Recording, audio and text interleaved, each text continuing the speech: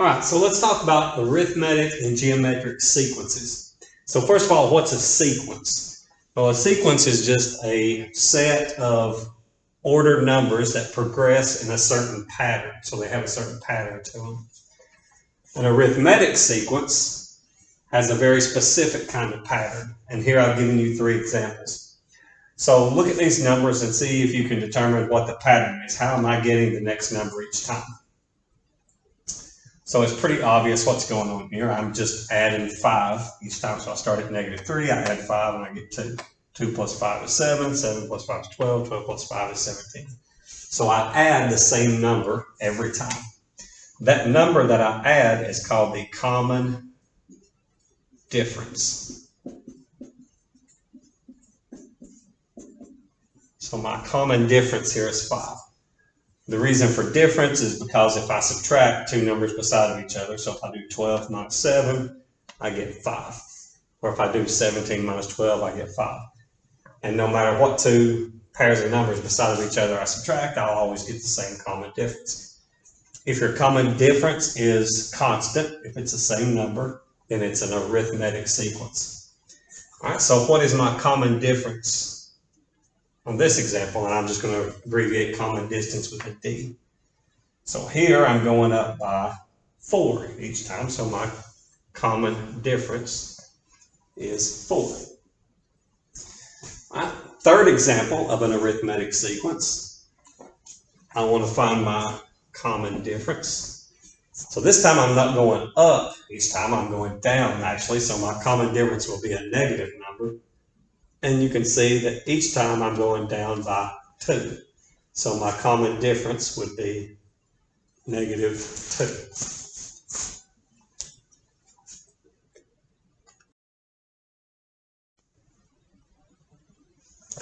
All right, so let's graphically represent this arithmetic sequence. So my first term is 9. So term number 1 here will be 9.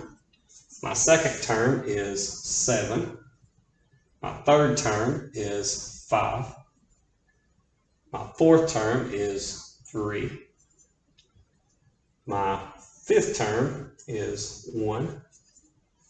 My sixth term is -1, and so on. So you see what we have here, if I can draw straight, is a straight line. So in fact, this arithmetic sequence is a linear function. Your common difference is the same as your slope. Okay, so the slope of this line is -2. So common difference is the same thing as slope. An arithmetic sequence is really just a linear function.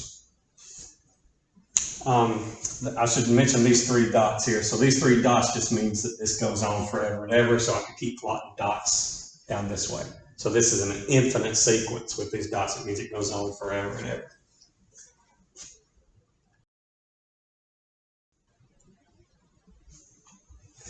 All right, let's consider this first example again and answer a couple of questions about it. So what is the 7th term in this sequence? So let's label these terms. So this is number 1. This is the second term. That's an ugly looking 3. The third term, the fourth term, the fifth term. So we want to get the 7th term. So let's write out a couple more. My 6th term would be what? Well, I'm just adding 5 every time. So 17 plus 5, the next one would be 23. And then the 7th term would be 28. So easy enough. All right, what about the 100th term in the sequence? Well, you could keep doing the same thing. You could count all the way out to 100, but that would take quite a while to do that. So let's see if we can find a slicker way of figuring that out. So how could we do it without actually writing out every term in the sequence and counting all the way to 100? So what's really going on here? So what I'm doing is I'm starting with -3, and to get my second term, I'm adding 5 to that. To get my third term, I'm adding 5 again. To get my fourth term, I'm adding 5 again. So let's keep up with these. This is term number 1, term number 2, term number 3, term number 4. And if I want my fifth term, I'm going to add 5 again. To get my sixth term, I'm going to add another 5. So to get my sixth term, I started with -3, and how many 5s did I add? So I added 1, 2, 3, 4, 5 5s. Let's try one more. To get my seventh term, I would add another 5. So now I've started with a -3, and how many 5s have I added? 1, 2, 3, 4, 5, 6. So to get the seventh term, I started with -3, and I added 6 5s to it. All right, so how could I find the 100th term? Well, think about this. I'm going to do the same thing. I'm going to start with -3, and I'm going to add how many 5s to get the 100th term? So think about this. To get the seventh term, I added 1, 2, 3, 4, 5, 6 5s. 6 5s to get the seventh term. So I'm going to add 99 5s to get the 100th term. So I'm going to start with -3, and I'm going to add 5 99 times. All right, so instead of writing all of those out, I can just do this simple little formula, -3 plus 99 times 5. So if I calculate that out real quick, -3 plus 99 times 5, I get 492.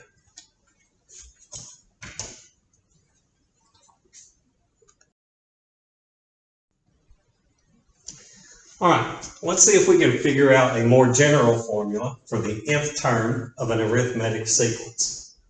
Okay, so remember there's a common difference between each. Sorry, I should not have plus signs in between those. Just commas.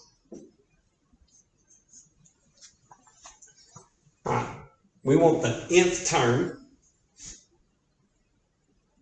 of this arithmetic sequence. All right, so how do we find it? Well, we just did an example with numbers, so let's just do the same thing again more generally.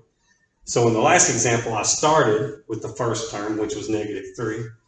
This time, I'm just going to start with the first term, which we call a sub 1. And I'm going to add to that what? Well, in the last example, I added my common difference a certain number of times. And it was actually, if I was wanting to say the seventh term, I added 6 times my common difference. For the 100th term, I did 99 times my common difference. So I'm going to multiply my common difference. The crows are at the window again. I want to learn some math. I'm going to multiply my common difference times n minus 1. So for example, if I want the 100th term, I'm going to start with the first term, and I'm going to add 100 minus 1, so 99 times my common difference. So this is a general formula for finding the nth term of an arithmetic sequence.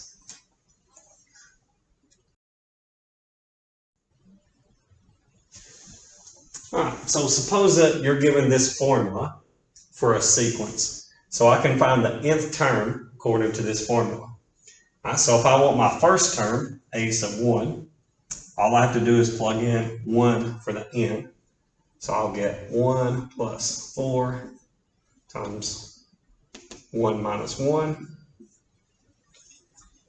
What is 1 minus 1? Well, that's 0. 4 times 0 is 0.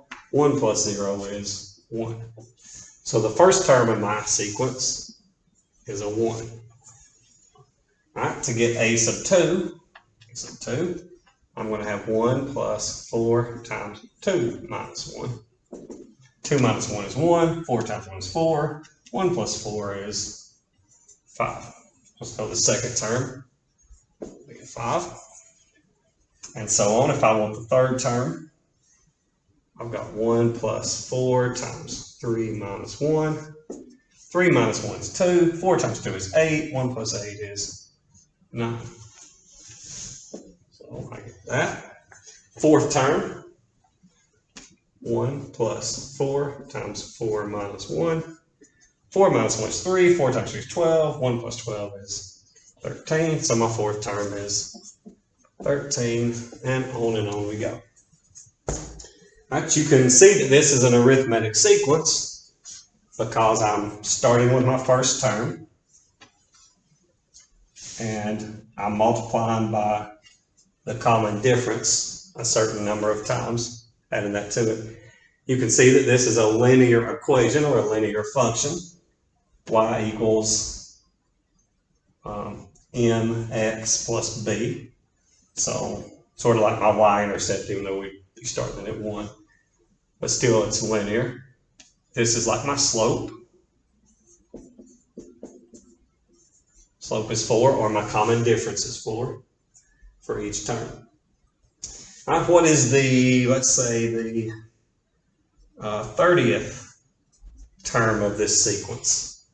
Well, all I have to do to find the 30th term of the sequence, I could just keep adding 4 each time, or I could just plug in 30 to this formula and get 1 plus 4 times 30 minus 1. And I get 4 times 29. 4 times 29 is, let's see, 4 times 30 is 120, so that would be 116. So I have 1 plus 116, I believe, is 117, if I did that right.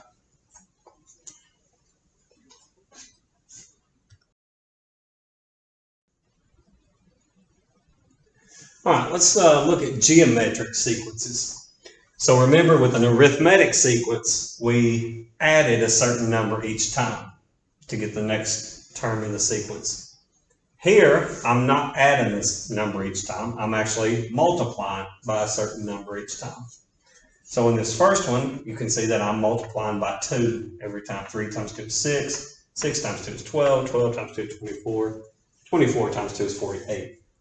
So I'm multiplying by a certain number every time.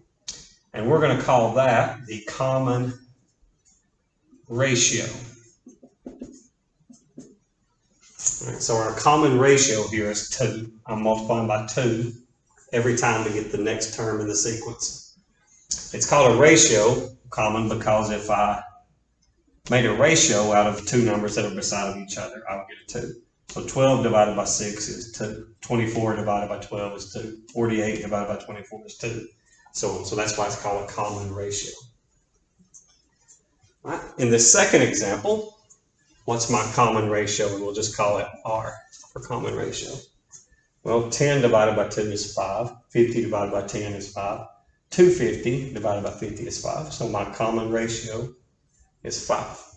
I'm multiplying each term by 5 to get the next term in the sequence. All right, so let's think about these geometric sequences graphically. So if I were to plot these points, so my first term is 3, my second term is 6, my third term is 12, my fourth term would be way up here at 24, my fifth term would be way up there at 48. And you see that you get this exponential graph. Okay.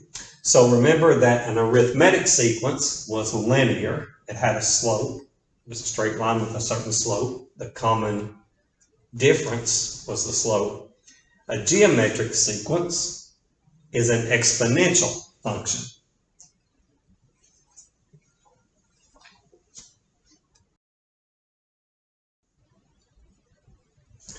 All right, so let's ask a couple of questions. What is the 7th term of this sequence, and what is the 20th term of the sequence? All right, so we already know the first 5 terms, so finding the 7th term should be fairly easy. We could just write it out. So term number 6 would be 48 times 2, which is 96. And term number 7 would be 96 times 2, which would be, let's see, what's 96 times 2? Let me calculate that. That's 192.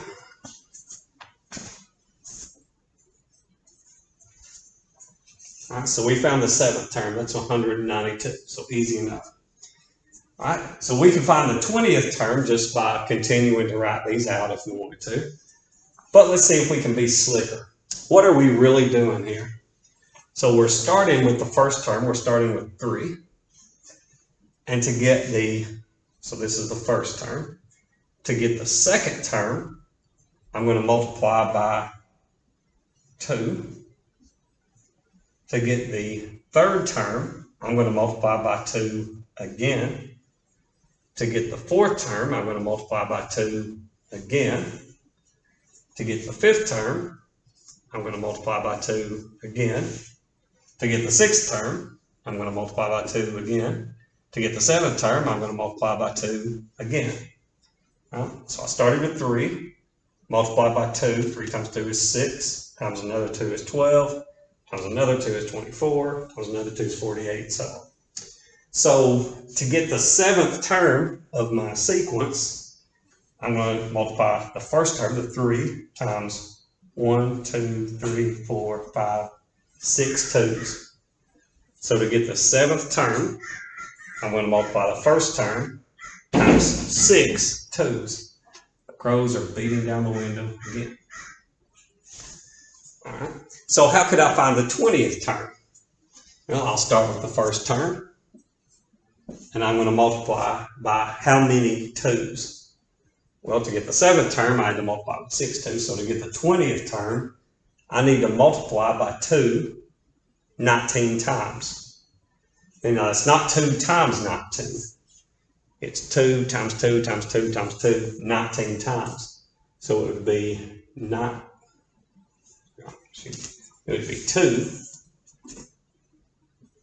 to the 19th power. Right? 2 times 2 times 2. Just like this would be 3 times 2 to the 6th power. Right? 2 times 2 times 2 times 2 times 2 6 times is 2 to the 6 times 3. So this would be 3 times 2 to the 19th power. That is a pretty big number. I'll have to get a calculator for that. Let's see. 2 raised to the 19th is a really big number. So I've got 3 times 524,288, which is 1,572,864. So the 20th term would be 1,572,864.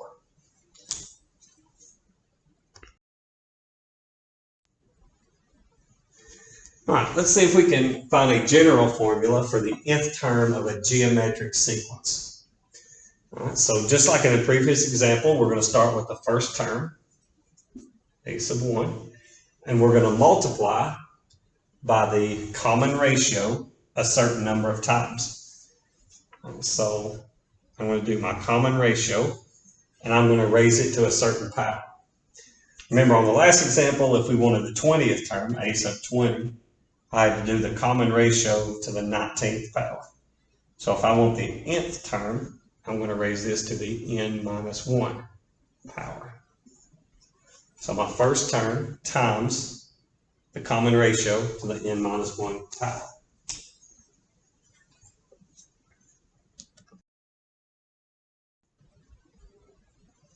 All right, so let's look at this example. Here we have a sequence. And you can see right off the bat that this will be a geometric sequence because it's an exponential function. So I got 3, which you now know will be the first term. And I got a base number, which you know is the common ratio. And it's raised to an n minus 1. So it's raised to a variable. So you know this is going to be an exponential function, which means it's a geometric sequence. All right, so let's try it out. Our first term, a sub 1, you know already is going to be 3. But let's plug it in just to figure it out. So a sub 1, my n is 1. So this will be 3 times 5 to the 1 minus 1 power. 1 minus 1 is 0, so that's 3 times 5 to the 0 power. All right, remember, anything raised to the 0 power is 1. So this will be 3 times 1, which is 3, just as we expected. So the first term in my sequence is a 3. All right, the second term of my sequence, you already know what's going to happen. I'm going to multiply by 5 because 5 is my common ratio. So I know that the second term is going to be 15. But just for fun, let's plug in the numbers and see. So a sub 2, my n should be 2. So 3 times 5 to the 2 minus 1. All right, 2 minus 1 is 1. 5 to the first power is 5. 3 times 5 is 15. All right, my third term will be 3 times 5 to the 3 minus 1. 3 minus 1 is 2. 5 squared is 25. 3 times 25 is 75. Just as you would suspect, I multiply 15 times 5 and get 75. A sub 4 will be 3 times 5 to the 4 minus 1. So 3 times 5 times 5 times 5. 5 to the third is 125. 3 times 125 is something. Let's see, 375. So my sequence is 3, 15, 75, 375, and so on. And if you really wanted to, you could find the 100th term in that sequence by plugging in 100 for the n.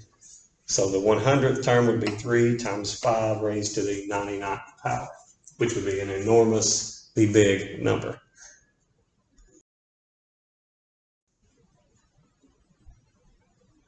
All right, let's look at a really fun example. So here I know I'm going to have another geometric sequence because I have a first term and I have a common ratio that's raised to a power, so I have an exponential function that makes a geometric sequence. And I know my first term will be 3. But let's plug in the numbers just to make sure. So my first term, if I put a 1 in, 1 minus 1 is 0. Anything to the 0 power except 0. So negative 2 to the 0 power is 1. Actually, I'll write all this out. So I have 3 times negative 2 to the 1 minus 1. 1 minus 1 is 0. So that's 3 times negative 2 to the 0 power. Negative 2 to the 0 power is 1. So I have 3 times 1. And I get 3. Okay, my second term. This is really interesting now what happens. So I'll have 3 times negative 2 to the 2 minus 1. 2 minus 1 is 1. So I have 3 times negative 2 to the first power. Negative 2 to the first power is just negative 2. So I have 3 times negative 2. And I get negative 6. So the first term in my sequence was a 3. The second is a negative 6. Right, what about the third term? So a sub 3. Right, so I'm going to have 3 times negative 2. I'll put in a 3 here. 3 minus 1 is 2. So I get squared. Negative 2 squared is 4. So I have 3 times 4, which is 12. Interesting. So it's positive again. Let's do the fourth term. So fourth term, I'm going to put a 4 in here. And I get 3 times negative 2. 4 minus 1 is 3. All right, negative 2 to the third. Negative 2 times negative 2 times negative 2 is negative 8. So I have 3 times negative 8, which is negative 24. And so on. All right, so what's happening here? Notice that the signs are alternating, positive, negative, and it would keep doing that because your next term, you'll have an even exponent. You'll have 4 for an exponent, which would make it positive again. Then you would have a 5, and it would make it negative again. So Signs are going to flip. So here my common ratio is a negative number, a negative 2. So each time I multiply the term before by negative 2. So 3 times negative 2 is negative 6. Negative 6 times negative 2 is positive 12. 12 times negative 2 is negative 24. So if your common ratio is negative, your signs will alternate.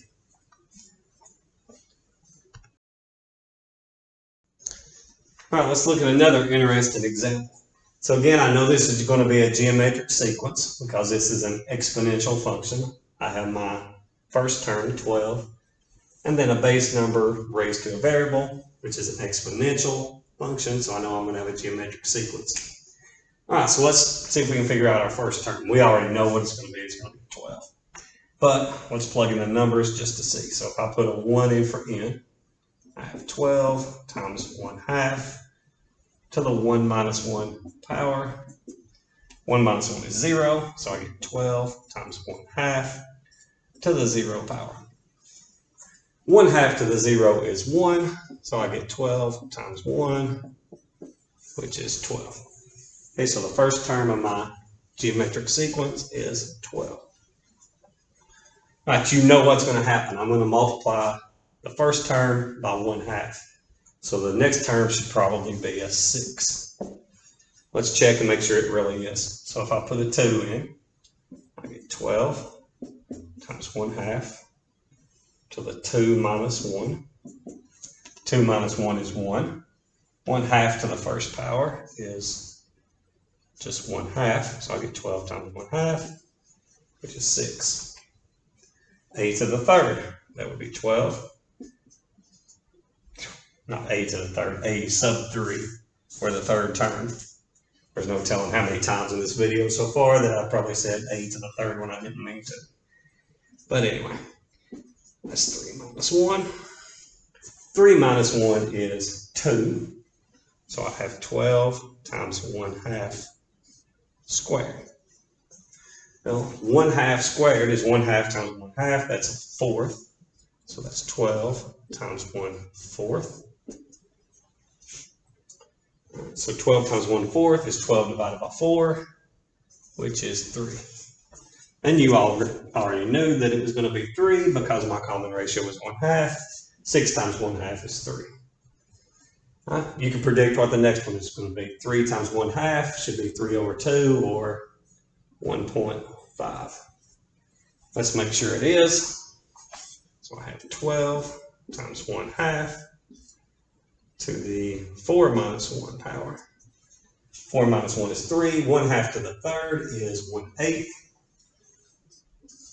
So I get 12 times 1/8.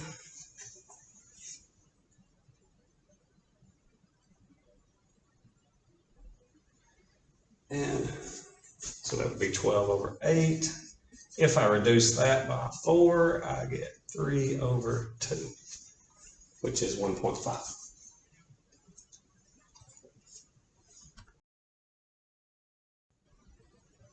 All right, let's look at one more example. So here I know I'm going to have a geometric sequence again because I have the first term and then I have an exponential function on here. All right, so I want the first term of my sequence. I know that should be 5. But notice I've messed these in. These are called indexes. I messed them up a little bit. They don't look the same. Before I had a sub n here and I had an n minus 1 over here. This is really the same thing. If I want the first term of my sequence, I want a sub 1. So I need to let my n be 0. Okay, so I need to put a 0 in for n here. Then if I do that, 0 plus 1 is 1, and I get a sub 1. So then I'll have 5 times 2 to the 0 power.